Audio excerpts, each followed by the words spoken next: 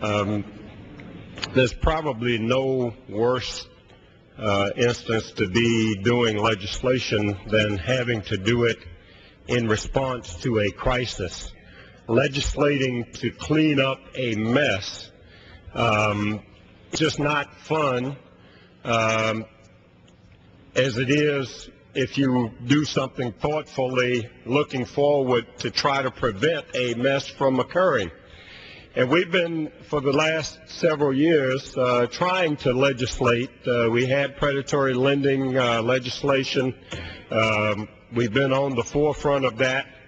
But we've been having difficulty getting people to recognize that a crisis was coming if we didn't respond to cut back on irresponsibility in the market. There are two problems here. First is there a real crisis that that needs to be responded to? And that's really the question that I've gotten a lot more calls from my constituents about. The second issue, of course, is what do you do about it if there is a crisis? So let me talk about the first of those first. Is there a crisis? And the question, that question I really don't have an answer for, other than the answer that we were given by the Secretary of the Treasury and the Chairman of the Federal Reserve a week ago Thursday, which was that we are in a real crisis situation that could mushroom into something worse than the Great Depression.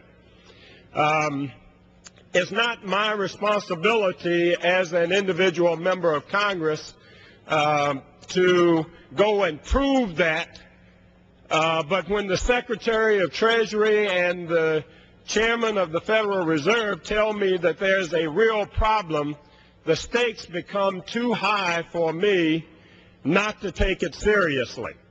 It's not my responsibility to go and convince the American people, and I wish I had a president that had enough communication skills and enough credibility with the American people to convince them that there is a real problem. Unfortunately, that burden hadn't been carried sufficiently by the administration. But I'm convinced that the odds are bad enough that if we don't do something today, we will regret it for a long, long time to come.